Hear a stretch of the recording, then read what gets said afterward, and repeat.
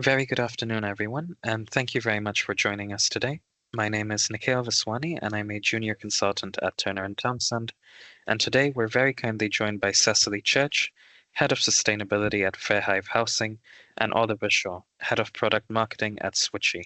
This is a Retrofit Information Support and Expertise event, which is fully funded by the Department of Energy Security and Net Zero, and is delivered by Turner & Townsend. Thank you, and over to you, Cecily. Thanks very much, Nikhil, and thanks everyone for having me. Yes, so as mentioned, I'm Cecily Church. I'm Head of Sustainability at Fairhive, and I'm going to be talking through retrofit work that we're doing as a housing association and the digitalisation and analysis aspect of it.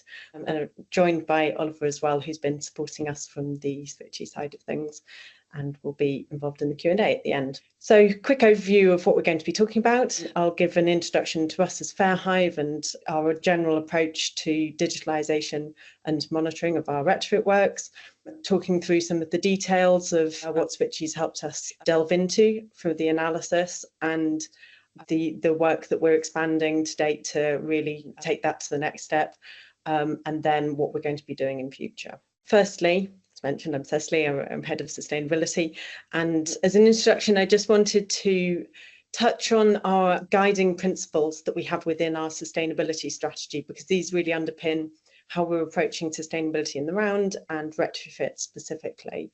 So we've taken 4 guiding principles as listed here, and the first is our focus on residents. We know that first and foremost we are a social housing provider, we have a social purpose, and main objective of retrofit first and foremost is to make homes more comfortable and affordable for our residents while reducing carbon emissions and absolutely minimising disruption and increasing the resident engagement.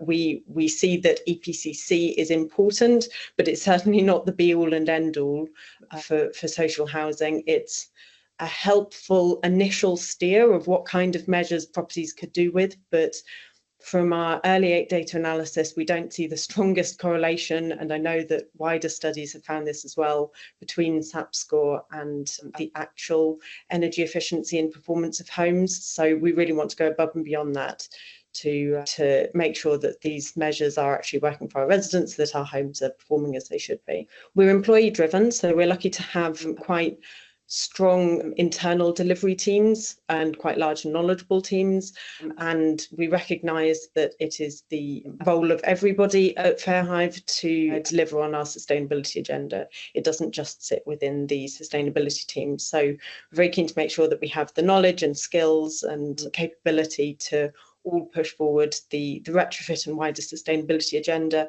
and also to take collective responsibility for seeing how those things are performing and rectifying that anything's not going right. Linked to that, but slightly separate, is the collaborative aspect. We don't want to work in silos. There's a lot of cross-team work, but also we need to work closely with specialist third parties, contractors, smart thermostat organisations, and wider sector stakeholders. Finally, we want all of our work to be evidence-based, so we want to constantly assess how things are going in practice and make adjustments as needed to make sure that this works. And all of these 4 principles link quite well to our retrofit programme, but also specifically our data analysis, monitoring and smart thermostat programme. So an overview of Fairhive specifically and what we're doing in practice in this area. As a housing association, we're medium-sized. We've got about 8,500 homes. We're relatively concentrated mainly in Buckinghamshire, a few of the surrounding counties. And we have, give or take, 2,000 homes that are below EPCC, which are our primary focus for retrofitting at the moment. So about a quarter of our stock, not uncommon. We've got a lot of rural properties that are off the gas grid and low performing. Those are the ones that we're prioritising for works. We have a programme of 307 homes in our SHDF Wave 2.1 programme, which is ongoing at the moment, and we're looking at future programmes as well, the Wave 3, but also our own internally funded works.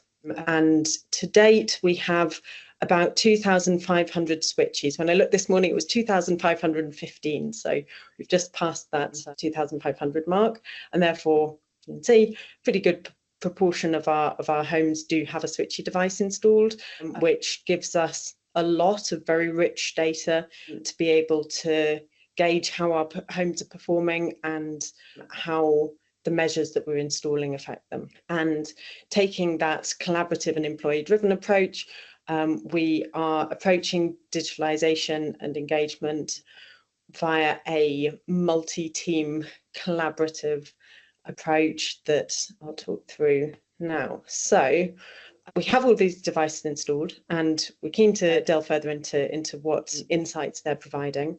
And so we started out by setting up a working group in this last year to take a more strategic and proactive approach to the data analysis. So this was the first working group, and it broadly involved 3 key teams, others as well, but these are the kind of main ones that wanted outputs from it. So the sustainability team, myself, our property team that has responsibility for damp and mould, which has obviously come up the agenda hugely, and also our welfare team who support residents who are in need or struggling financially. So we started out by creating a wish list of the key things that we wanted to figure out in each of those teams and as an organisation, so that we could know where we wanted to be, and then we could work backwards and see how we could use the data to get there. From a sustainability team perspective, the key things we wanted to know were: how are our properties performing now? What factors decide whether or not a property is likely to perform well? I've already said that we didn't see the strongest relationship between SAP score and actual in-use performance, and so we were keen to know whether there were other more significant factors, for example, the archetype or the build date of the property, or the wall construction, say, that might have more of an influence. And then when we were putting retrofit measures in, we wanted to know, are those measures performing as expected? Are, when we fit new systems, the homes performing better than they did before? And are there any unintended consequences, particularly around increased moisture levels, say? That links to the second area, which is our property team's key interest of where is there a risk of damp and mould? How high is that risk? And then really we need to have some kind of diagnosis. Why is the mould risk so high, so that we can act upon it and treat it?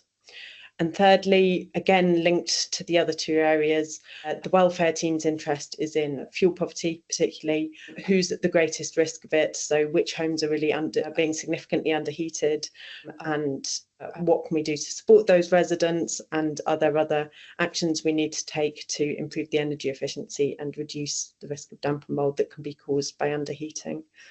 So they were the questions that we set out with. And as we started with this working group, we realised that the quality of what we were putting in and how we went about installing the devices was also really critical. We needed to put the right procedures in place to get good installations that gave us really high quality data as an output. So we did also set up a second working group as well, and this is kind of work in progress, but this focuses separately on the installation side of the process when we're first putting those devices in. So the key teams we got involved in this side, as well as sustainability, were our electrical team, who fit some of our devices, voids team, who are involved in putting them in when the properties are empty, and our heating team that had information to be gained from the outputs, but also were the ones that were often called out if, say, the heating or the smart thermostat went wrong.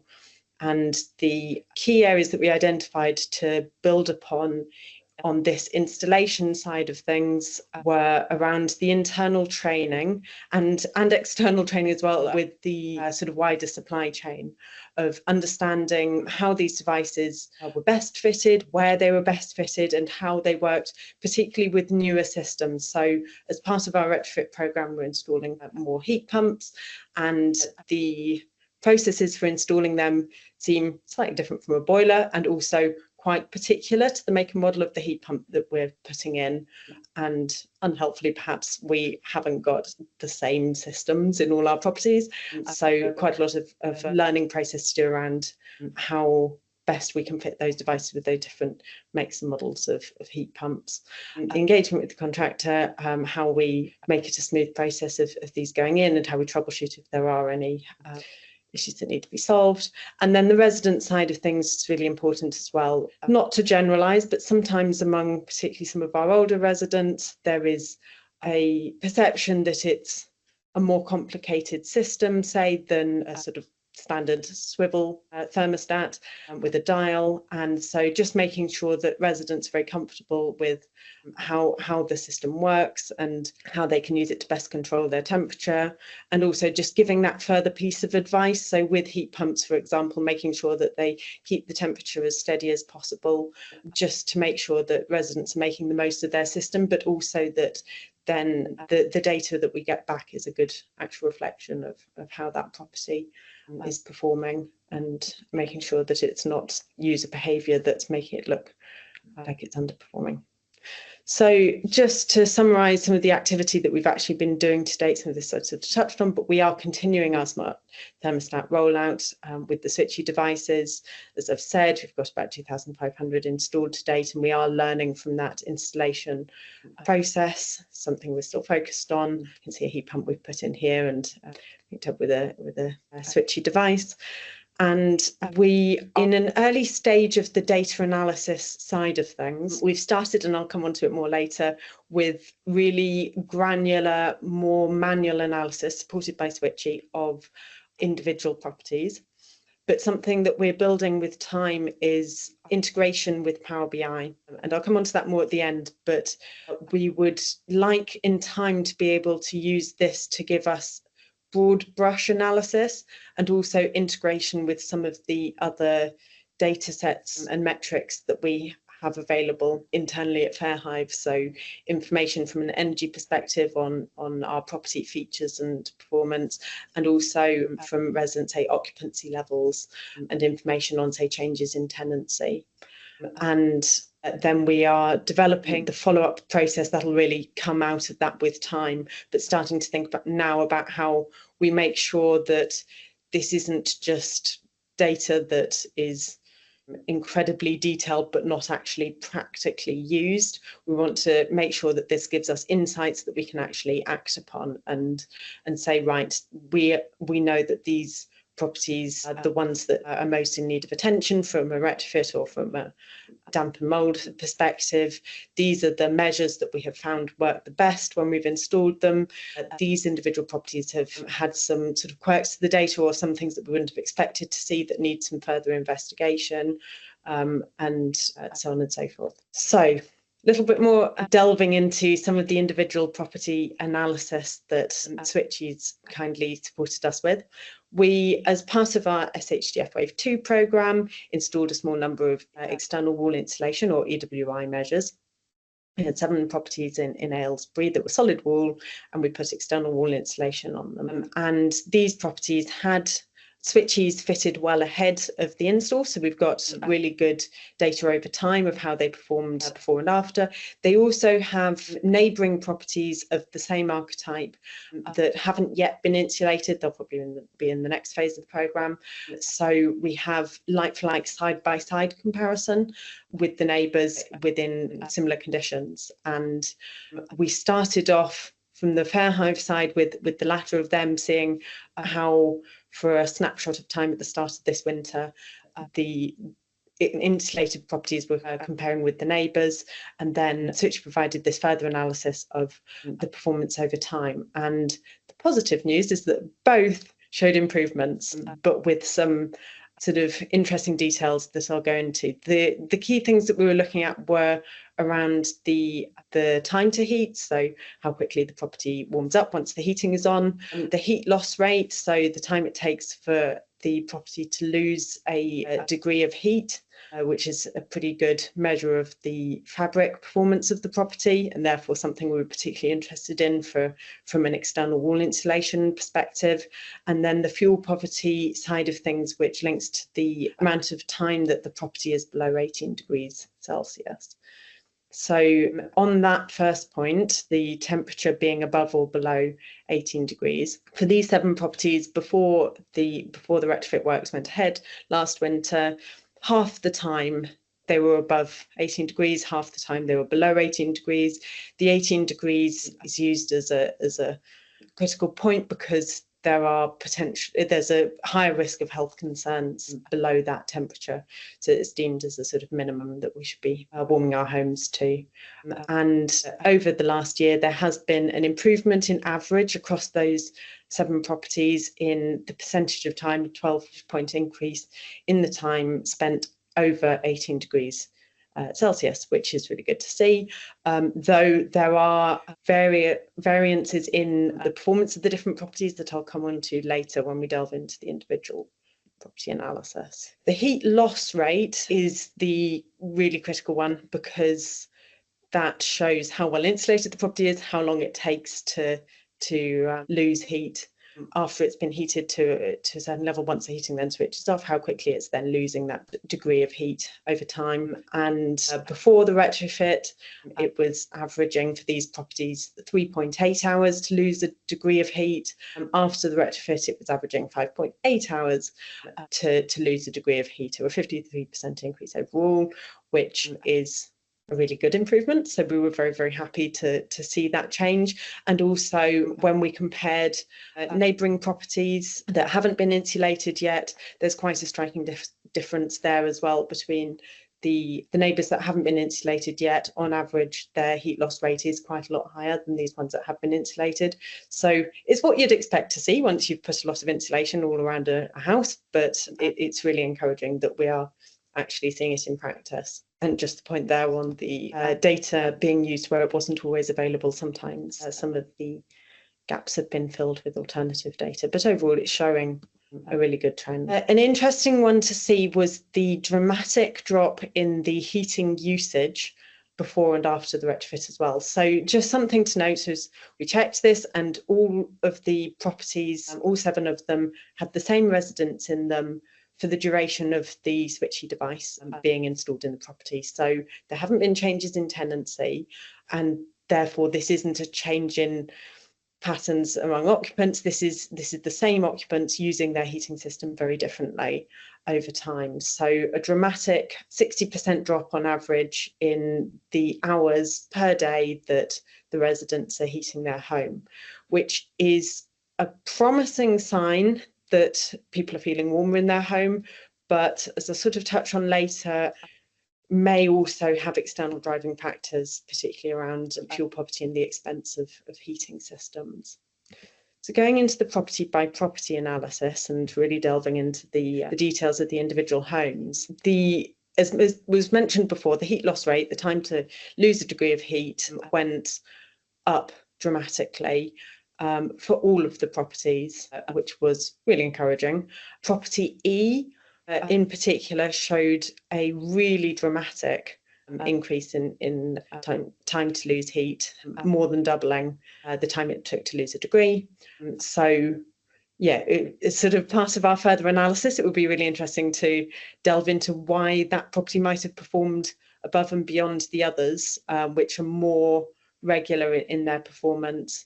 But the good news is that the trend has gone the right way for all 7 of the properties. And the heating usage similarly dropped for all 7 of the properties as well. So the amount of time that people were heating their home per day was declining.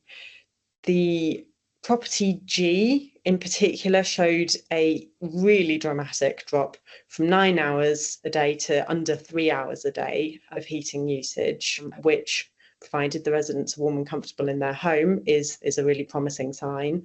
But the critical thing is to be sure that the residents are comfortable in their home, because the temperature above 18 degrees Celsius is more of a mixed picture. So some of the properties did show an increase in the amount of time that the property was above 18 degrees, which is a really encouraging thing. Properties C and E in particular, you can see on the chart there, had a decent increase. And given that everybody is reducing their heating usage and the heat loss rate of the properties is falling across the board, that's a really positive story.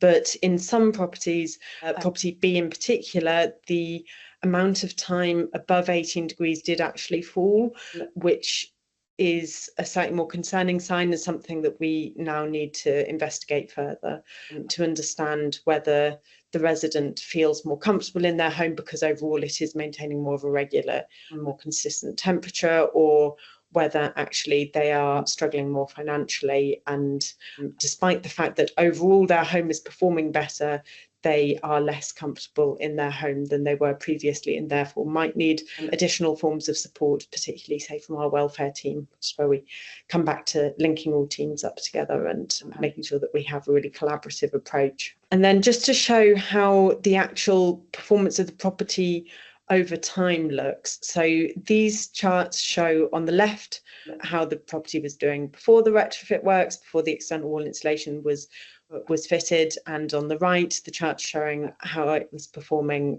after the insulation was fitted, and it's showing how over time you can see the blue line is the temperature. This is in property B, and the red bars at the bottom are when the heating is being used. So the temperature fluctuations on the left hand side pre-retrofit are far greater than they are on the right, showing real peaks and troughs in temperature, wider fluctuations than you get in the much steadier state temperature on the right there. So that's a positive sign that the insulation is helping the property to maintain a more consistent temperature. And you can see with the bars that the heating is being used an awful lot more in the past, and now it's being used far less, and is still maintaining something of a steady temperature. So that is an encouraging thing to see, but there is the caveat that overall more time is spent below 18 degrees, and therefore there's that concern that we do need to delve into of why the resident is not heating their home to what is deemed to be the sort of lower end of the comfortable and healthy spectrum of internal temperatures. Property C also shows quite a dramatic change. Same thing again, so before external wall insulation in the chart on the left, and afterwards on the right. And again, the blue line shows the temperature, the red bars show the heating usage. This one is an interesting one that again we could probably do with some more analysis of why it looks as though the heating wasn't used at all, particularly in October, and therefore the temperature is very low. It looks as though that property was empty at that point in time. So we'd need to do some further analysis on whether that property, it wasn't void. We know that it was tenanted for the duration, but potentially there was a decant, or the resident was away, or something else clearly had an effect there. But the really significant thing to see is from November onwards, clearly the heating was being used quite a lot, versus November of this year, where the temperature was higher overall and the heating was used far less. It's a really striking difference in the November period. And overall, the heat loss rate is far lower, and so the heat loss rate is higher overall. The average fuel poverty risk is far lower. There's a really good news story on that one. So the final thing is around our next steps. Now that we've had this initial really granular analysis of these properties, we'd like to roll this out more comprehensively and have a better understanding across all of our retrofit works, and eventually all our properties that have smart thermostats, and then ultimately extrapolating across all of our homes, and particularly those below EPCC, but everything in time. So I mentioned that we're looking to use Power BI to bring the different data sets together, and effectively we're going to be working on this from next week. Well, we've started it already. We're picking it up again next week and hoping to have something fully in place in the new year. But basically, starting with that analysis of how different features of the property relate to the live data and the performance in practice. So, as I said, we didn't see the strong correlation with EPCs. We are therefore trying to see whether there are any other metrics that do have a stronger correlation, sort of significant relationship between that feature and the overall performance of the property, because that can help us identify which ones to home in on the next waves of retrofit works, while still bearing in mind that we will have to have a focus on energy performance and EPC bands. We would like to also be able to focus in on those ones that our live data is showing us are in the most need. So as touched on, things that we would like to look closer at are the age of the property, the wall construction, so whether it's solid, cavity, system built, we have quite a lot of, or timber frame, the location of the property.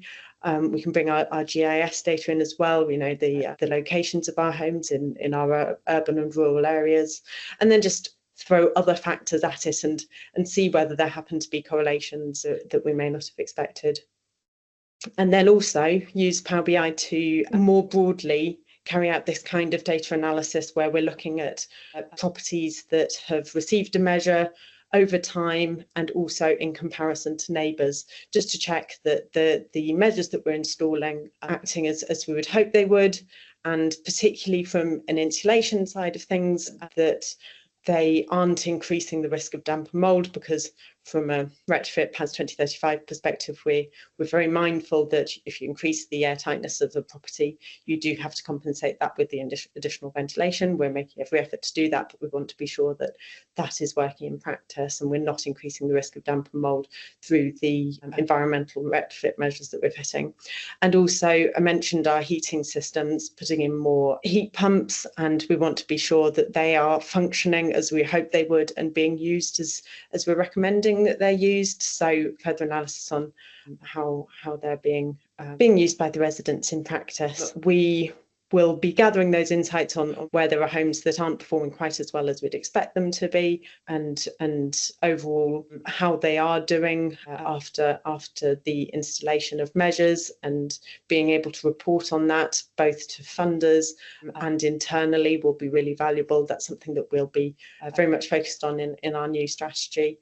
And then that key bit is taking the action based on what we're finding, rather than just seeing the interesting figures and then not doing anything with them. So it'll help us to prioritise which properties get measures, make sure that we pick up on any odd-looking data, delve into that, make any remedial works or improvements if there need to be any changes to the insulation, to the ventilation, to the heating controls, making sure we act on that, and that we work closely with the residents on it to make sure that they are happy with their systems, that they know how to use them, that they know, say, how to make the most of the ventilation systems or the heating controls, and that if there are conditions where they are still struggling with their energy costs because energy bills just are very high these days, that we have the wider forms of support that assist with that, even after we've done everything we can from a retrofit perspective. So yeah, it does come back to kind of guiding principles of our policy, making sure that we have this evidence base that pulls together and provides us with all this really rich, interesting live data, that we take this collaborative approach with Switchy, with our contractors and with our internal teams to all take ownership of that data and delve into it together, that we take that employee-led approach where we take responsibility for the areas that are relevant to us and that we act upon it, so that we make sure that all the works we're doing retrofit wise but more broadly are as beneficial as possible, and that we don't have any unintended consequences from them, and wherever that is the case, that we learn from it, that we make changes and we adapt. And ultimately all of this is for the benefit of our residents, so making sure that everything comes back to delivering a good service for our residents and making our homes really affordable, comfortable and effective to heat.